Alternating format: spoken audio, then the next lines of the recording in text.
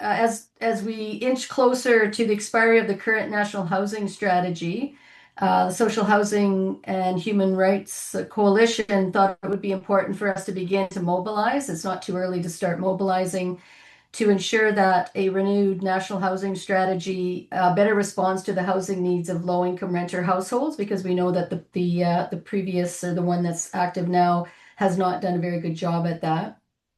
Um, so so this will be particularly important because we know that the new Build Canada Homes Crown Corporation is not committed to building the kind of housing we believe to be most needed, and we'll provide a bit of an overview of that and some of the concerns in a few minutes. So just to start, I'm going to, if we could go to the next slide, I'm just going to, just for those of you who aren't familiar, to just explain to you what SHURE is. So the Social Housing and Human Rights, or SHURE Coalition, is a group of organizations and individuals that have joined together to advocate for more federal investment in social housing. We began to organize in 2022 after receiving a SHIRT Connections grant to synthesize existing research and coalesce with advocates, researchers, and people with lived experience regarding the gaps in policy and advocacy related to what we believe should be a priority, and that is accessible social housing. So the next slide, please, Kim. So we just to explain to you what we mean by social housing, just to be clear. We continue to be concerned with the pervasive use of the term affordable housing because it doesn't really mean anything. SHURE believes that what we really need to do is focus more on a commitment to social housing. And so the difference is that social housing exists outside of the market, and it is owned by public, nonprofit, or cooperative housing providers, cannot be owned by private housing providers. Rents are less than 30% of household income. We certainly aspire to what Quebec has, which is a threshold of 25% of household income, and is targeted at low-income renters in core housing need and people who are experiencing homelessness. So affordable housing, as you can see in the slide, is much broader. It can be for profit, and rents will vary across different programs. So we want to be very focused on what we believe is needed, and that is social housing. So next slide, please. So through our research and dialogue, SHURE members developed consensus on two central calls to action, and these remain central to everything that we do. So they are to create a minimum of 50,000 net new accessible rent geared to income social housing units each year for 10 years. And this was starting back when we began the campaign. These units should be targeted for those experiencing core housing need and homelessness and have rents permanently set at no more than 30% of household income. And then the second is to invest in the acquisition, construction, operation, and maintenance of new and existing public, nonprofit, and cooperative-owned housing that meets the unique needs and varied requirements of people experiencing core housing need and homelessness. I just like to add that we very recently added accessible to our ask for social housing, and that's really important language. And I just want to thank the advocates who reminded us that social housing should be accessible to people with disability and mobility issues. So that's something that we're really pleased to add to our call to action. So I'm now going to pass over to Sarah Ryan, who's going to provide a bit of an overview and analysis of Build Canada Homes. Okay, so Build Canada Homes. It was launched in September 2025 with an initial $13 billion pot of money. And over time, we've gotten more information about how this new corporation will actually behave and how it will contribute to the housing kind of ecosystem in Canada. So it's a crown corporation. Um, and a bill is actually being considered right now in front of a parliamentary committee about Build Canada Homes, outlining its mandate and operations. And so what they have put out there in terms of the information is that it will support affordable housing units in four income bands. Very low income, which is 0 to 25% of median regional income, 25 to 6%, 26 to 50% of median regional income would be the low income category. And then the moderate income category would be 51% to 75% of median regional income. And the median income category would be 76% to 100% of median regional income. This is important because the definitions of affordable in Canadian housing policy have been all over the place. So it's really important to have clear definitions around affordability. For example, at the national income level, to be affordable, a one-bedroom apartment would need to rent at no more than $377 per month for someone living on a very low income, and no more than $1,131 for someone living on a moderate income. Roughly 35% of renters in Canada fall in the very low and low income bands, and Build Canada Homes may support projects for very low and low income households, but it hasn't committed to outcome-based targets for the quantity or percentage of housing that will be affordable for each income category. And that means there's no commitment to create affordable housing for low-income renter households in the greatest need. So this is a real problem with the whole project. So moving on to the next slide. Build Canada Homes projects include a mixed income model where with market rent units that would not be considered affordable. For the 6 initial sites of Build Canada Homes direct development on public land, the housing is not targeted toward low-income households. So 60% of units will rent at market rents, 20% of units will have rents set at the median household income band, and 20% of units will have rents set at the moderate income band. So you may notice that none of these actually meet the needs of lower income renters. Build Canada Home says it'll contribute $625 million to community housing acquisition, $1 billion towards transitional and supportive housing, and $5.4 billion in grants and loans toward projects developing affordable housing. So this may lead to the development of rental housing for low-income households, but it isn't clear how many units.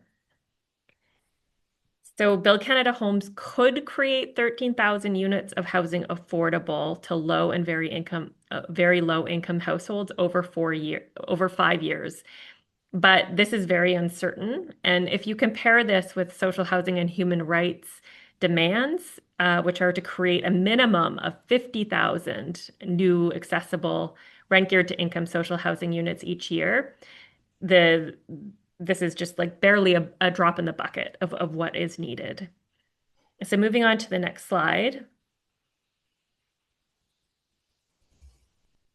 The national housing strategy, that's the key strategy that we're looking at because it will be going through renewal. And the programs that are part of the strategy expires in 2027.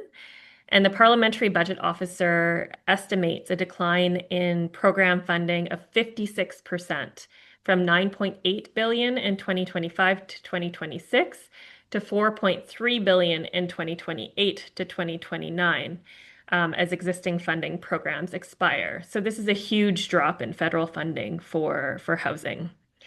Without outcome-based targets, Build Canada Homes may not create the housing Canada needs for the growing number of low-income renters and core housing need. The Minister of Housing and Infrastructure has made clear that regardless of whether it's non-market or market housing, his government is focused on private investment to build affordable housing. And there's strong evidence that public investment in non-market social housing is the only way to ensure long-term affordability for low-income households. So we need to set our sights on the new NHS and make sure that there are strong commitments and clear targets and timelines to build social housing.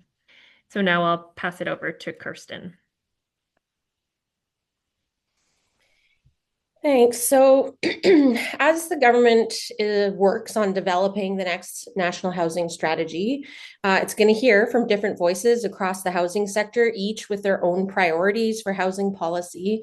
And many of them have strong, well-resourced lobbying teams that are going to put a lot of pressure on the government to act on their priorities. I think it's clear by if we look at some of the outcomes of the first national housing strategy, how this works, because it really heavily favored investments in private market housing that, was really only meeting the needs of some moderate and high income households, as opposed to, the very low and low income households that we're targeting. So we really want to be organizing now as best as we can to make social housing a constant, visible priority, so it isn't drowned out by these other voices that would otherwise, sort of be left to dominate the discourse. So it requires supporting for us, as many people as we can to speak up and force politicians to notice that voters and communities are paying attention to what the next national housing strategy is going to look like. And force them to consider that there may be a political cost to underinvesting in social housing as they move forward. And this can be what it is that puts pressure on governments to respond.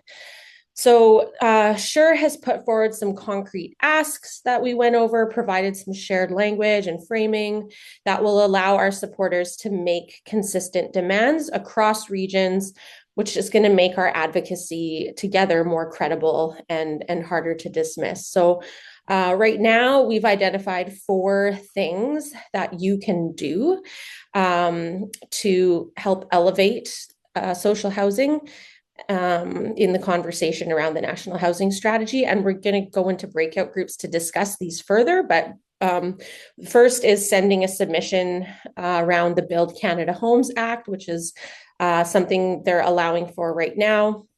We have a very short time frame before the deadline. We've created a template that you can use to help you draft your own, though, so it's quite easy. We've also developed some postcards that you'll be able to order and sign and mail out to the Prime Minister. We're encouraging folks to contact their MP, and we'll offer some supports around doing that. And then we have an active letter writing campaign on our website right now that you could go to and just, fill out your core information and click a button to send that letter off. But in the coming weeks, we'll be releasing a new letter campaign that you can watch for if you're on our mailing list. I think that's it for this slide. So that's just, that's an image of the postcard that we developed. If you want to get on top of ordering those right now, you can use that QR code on the screen to make that happen. But again, we could be going over that in our breakout groups and sending out information to our mailing list.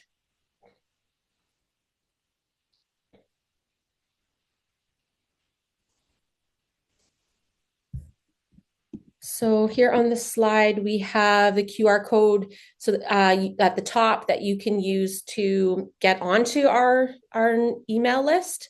And that way you can stay informed of the upcoming actions that we'll be promoting as part of working on this campaign. And Kim, this QR code at the bottom, this is our current letter writing campaign to the Minister of Housing, which would include the call to action that Shauna reviewed earlier.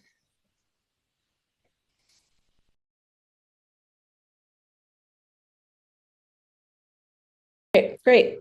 So yeah, we're not going to do a group by group sort of review of what was discussed, but we did have like hosts in each group that will have taken down relevant information, and we'll come together after the meeting to sort of learn what you guys discussed in all of your groups, and how we can, work together on some of these things. So hopefully you had a chance to kind of go over these 4 actions that we're hoping people can take in their communities right now.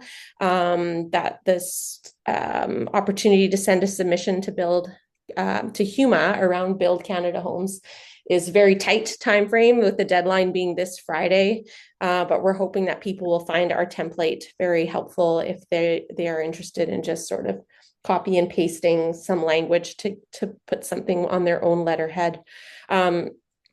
The postcards, hopefully you all received an opportunity to sign up to order some of those postcards to get them signed by your folks locally.